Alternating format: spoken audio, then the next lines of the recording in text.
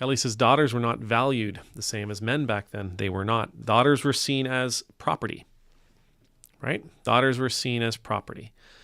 I don't see my daughters like that now, and we shouldn't see anybody as property now. So when we read stories like this, there are parts of it you say, well, thank God we've grown. Thank God we've let go of that particular understanding, right?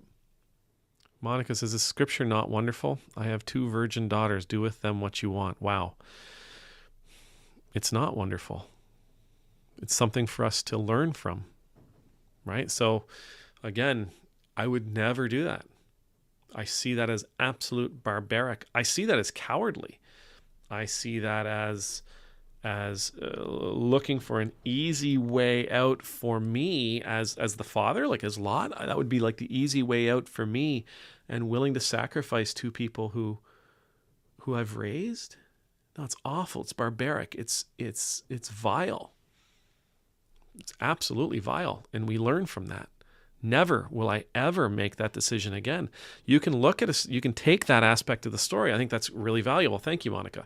You can take that aspect of the story and you can say, in my life, has there been a time where I was willing to sacrifice someone that I loved in such a way that was going to leave them destroyed in order to save myself? It may seem like a really extreme situation, until it isn't. It's never okay to be willing to sacrifice someone you love to save yourself some pain. It's never okay. It's never okay to throw people to the wolves.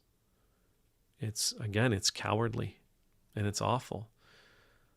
Be willing to stand in the breach. Be willing to stand in between those who would do horrible things and those who wouldn't. In that case, what we actually see is Lot saying, here, I'm going to put my daughters between the visitors and the townspeople, the men of the town. I'm going to put my daughters there.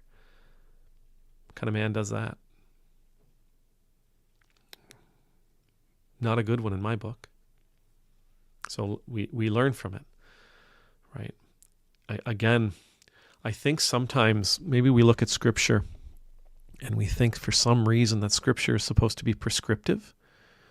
Whatever we read in there, that's how we're supposed to behave. That's how we're supposed to act. That's how things are supposed to be. And that's not the point of Scripture. It's not to be prescriptive. There are parts of it that we can absolutely learn from. I just spoke about the Sabbath. Yes, I believe we should take a Sabbath. Being said, if my child, while taking a Sabbath, falls down and breaks their arm, I'm not going to say, no, today is the Sabbath. I can't get up and help you. Jesus actually teaches us that. He literally says the Sabbath was created for man, not man for the Sabbath, right? So you could even extrapolate for that. Scripture was created for man. Man was not created for Scripture. We don't have to take it all as prescriptive. We can take it as informative.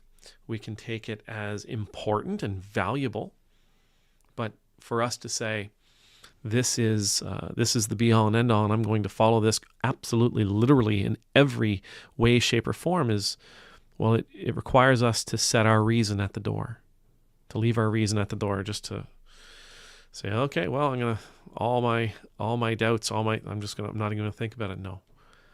Scripture is not always prescriptive.